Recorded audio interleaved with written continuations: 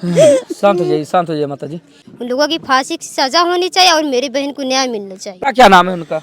शहबाज नाम है, शहबाज, सुनील नाम है और हाँ, पप्पू नाम है जो एम्बुलेंस चलाते हैं। 3 लोग। 3 लोग का, तीनों जने के पास ही चाहे थी हमारे बिटिया का न्याय चाहे थी, जैसे हमारे कबूतर उड़त शहबाज, उड़त चले पप्पू, गए। सुनील।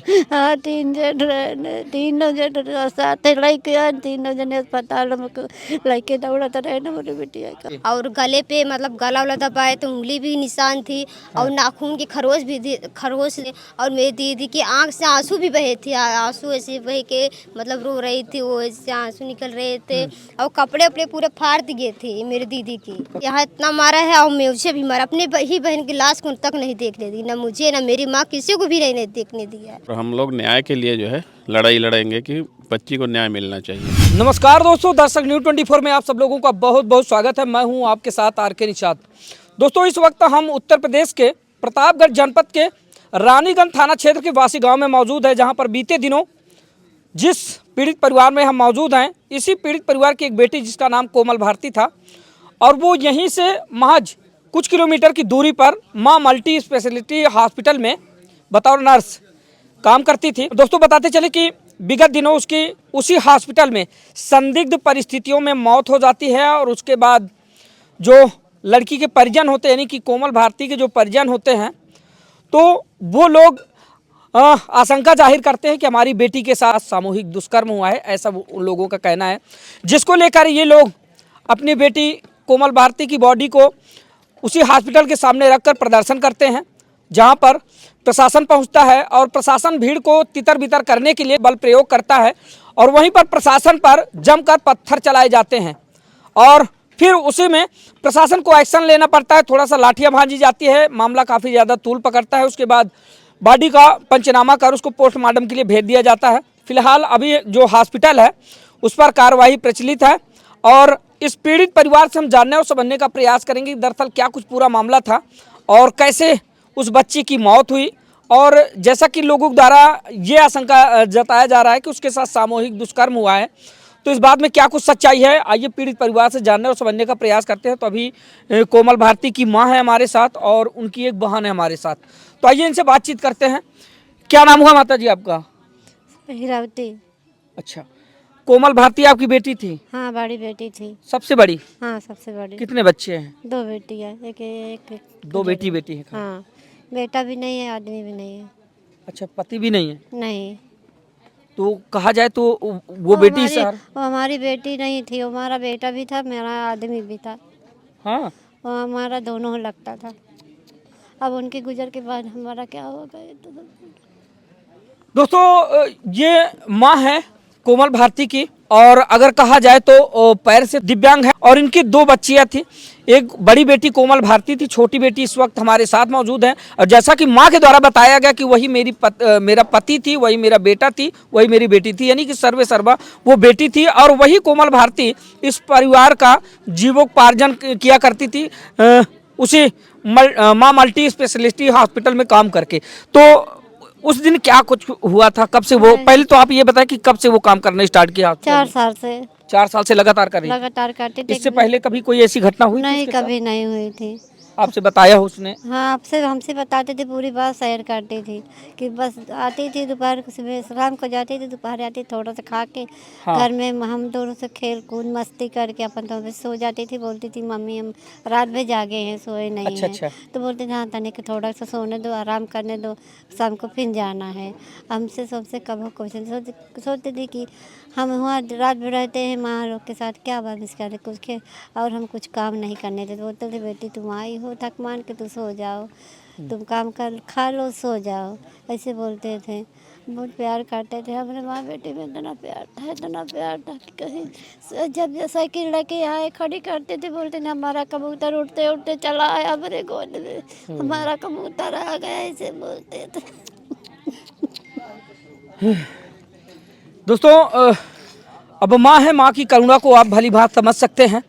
उसने अपने जिगर के टुकड़े को खोया है। फिलहाल ये जांच का विषय है कि उस बच्ची की मौत कैसे हुई, और जैसा कि परिजनों के द्वारा आशंका जताई जा रही है कि सामूहिक दुष्कर्म हुआ है उस बच्ची के साथ। फिलहाल इस पूरे मामले को लेकर प्रतापगढ़ पुलिस अधीक्षक महोदय के एक बयान आता है जिसमें उन्होंने सांत्वना दी है पीड़ित परिवार को। उन्होंने साफ तौर पर कहा कि वीडियोग्राफी के जरिए उस बच्ची का पीएम कराया जाएगा और उसके आधार पर जिन आरोपियों को अभी गिरफ्त में लिया गया है उनसे कड़ाई से जो है पूछताछ की जाएगी। आगे जो भी तथ्य सामने आएंगे उसके आधार पर विधिक कार्रवाई की जाएगी। फिलहाल अभी हम थोड़ा सा उस मुद्दे पर बातचीत करेंगे कि जब बच्ची इनको मतलब मिलती है मृत हालत में तो किस अवस्था में थी, कैसी थी, कैसे आपको पता चला पहले कि बच्ची की जब हमारी यहाँ से गई खाना पीना खा के वहाँ कब गई थी? 6 बजे गई। अच्छा। फिर वहाँ 4 जन का इलाज करी, 2 जन के ग्लूकोज लगाए, 2 जन के सुई लगाई।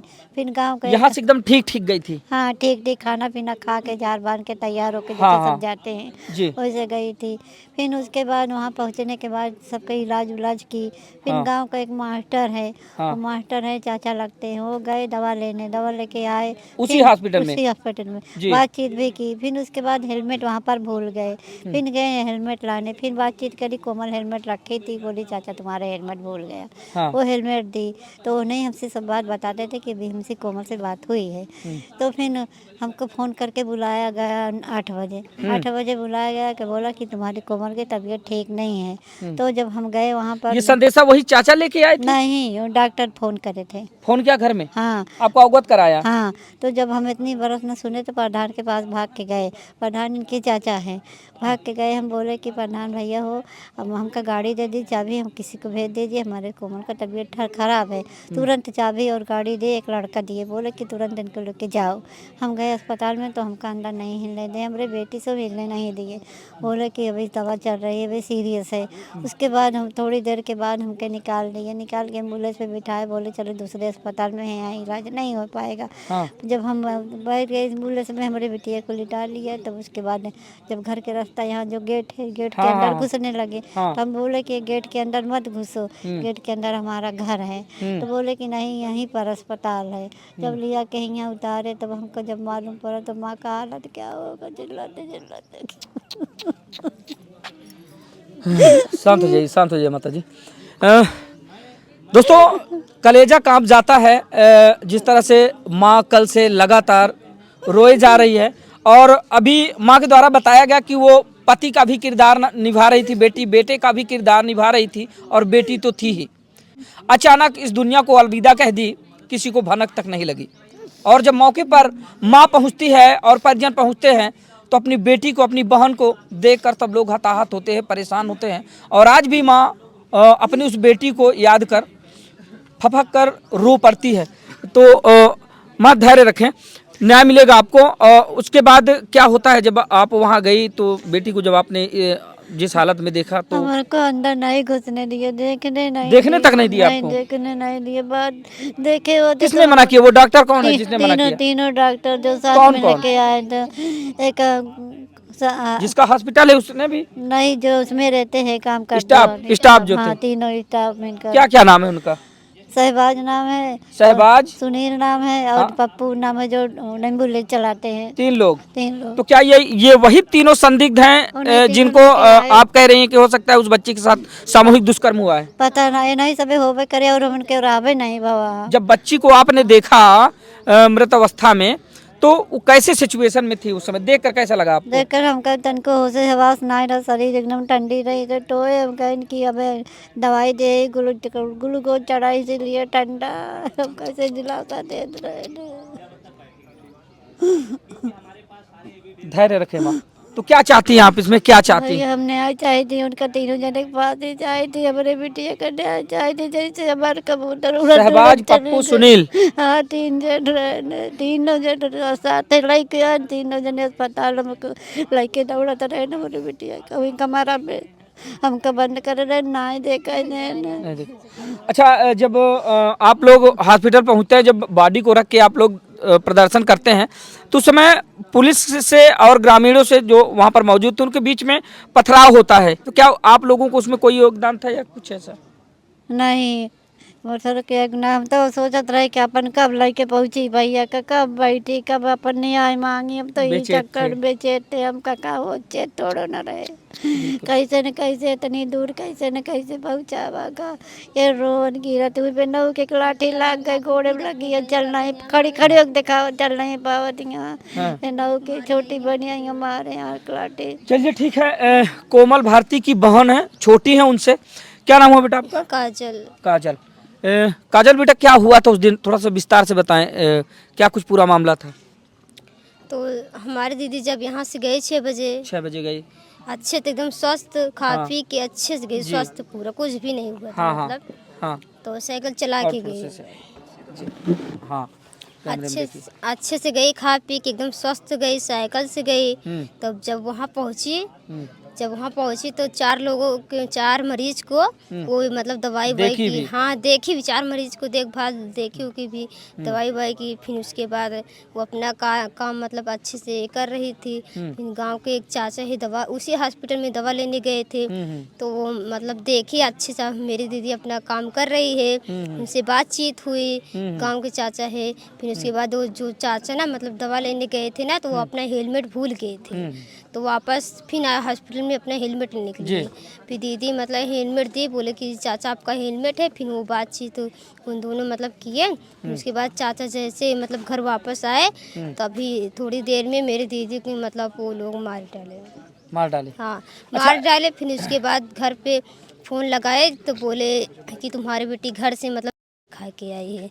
अच्छा, हॉस्पिटल वालों ने उल्टा ब्लेम लगाया कि बेटी जो है करने की कोशिश की उसने। ऐसे बोले कि मतलब आपकी बेटी मतलब झगड़ा कुछ कह के आई, क्या पूछे, बोले हम लोग तो नहीं, तो बोले कि खा के आई है। तो फिर मम्मी दौड़ते ही मतलब वहाँ पे गई। जब गई ना तो मतलब वो लोग अपने ही बेटी से मतलब मिलने ही नहीं दिया, नहीं मिलने अंदर तक नहीं जाने दिए, वो लोग बाहर मतलब ढकेल दिए। बोले कि आपकी दीदी की मतलब बेटी की मतलब आपके इलाज हो रहा है। हाँ। बोले कि आपकी बेटी का मतलब इलाज हो रहा है। हाँ। बोले कि आपकी बेटी को मतलब कुछ हुआ नहीं है, बस वैसे इलाज हो रहा है। मतलब मम्मी बोले कि एक बार अपने बेटे से मिलने दीजिए, मतलब क्या हुआ है ना, मिलने तो दो। तो मिलने ही नहीं दिए, बोला कुछ नहीं, अंदर जाने ही जबरदस्ती मेरी मम्मी नहीं मतलब जबरदस्ती कर रहे थे, अंदर जाने तो अपने बेटी को देखने दो, लेकिन अपने बेटे को मतलब देखने दे बाहर निकाल दिए। फिर उसके बाद थोड़ी देर जब गई मतलब वो ना, तब आए बोले कि आपकी बेटी को मतलब दूसरे हॉस्पिटल में ले चलते हैं, मतलब यहाँ हम लोग नहीं कर पाएंगे। वो बोले तो बोले हम लोग चलते हैं दूसरे हॉस्पिटल में लेके चलते हैं। जब बाहर निकले एम्बुलेंस पे लेटाए, फिर मम्मी को मतलब बैठाए, बोले कि अब चलते हैं दूसरे हॉस्पिटल में इलाज कराने के लिए। तो ऐसे बोले वहाँ से। फिर उसके बाद जब आने लगी ना, जो गेट है कसेरगुआ के अंदर आने लगे, तो मम्मी बोले ये घर का मतलब रास्ता है, तो ये तो मेरे घर का रास्ता है, आप वहाँ कहाँ जा रहे हो? वो बोले मतलब वहीं हॉस्पिटल उधर मतलब उसी रास्ते से चलेंगे। तो मतलब वो झूठ बोल रहे थे। वो डायरेक्ट फिर आए घर पे, यहाँ रोक दिए। मम्मी को वहाँ बताए नहीं थी रास्ते में कि जब वहाँ से यहाँ लाते हैं घर, पहले उन्होंने कहा कि हम दूसरे हॉस्पिटल लेकर चलते हैं, और उसके बाद वो धोखे से आपके घर ले आकर पहुँचा देते। तो क्या मृत अवस्था में लाए थे यहाँ पे? हाँ, वहाँ से मतलब मार के तब यहाँ लेके आए थे। जब रास्ते में लेके आ रहे थे तो मम्मी को भी नहीं पता था कि मेरी बेटी खत्म होगी, मतलब बताए नहीं थे। जब घर पे पहुँचे तब मतलब गाड़ी जब रोके, तब बोले कि आपकी बेटी मतलब खत्म हो गई। जब बॉडी आप लोगों ने देखा तो बॉडी का सिचुएशन देखकर आप लोगों को क्या लगे? जैसे कि आप लोगों के द्वारा ब्लेम किया जा रहा है कि उसके साथ सामूहिक दुष्कर्म हुआ है, यानी कई लोगों ने मिलकर उसके साथ सामूहिक दुष्कर्म किया है।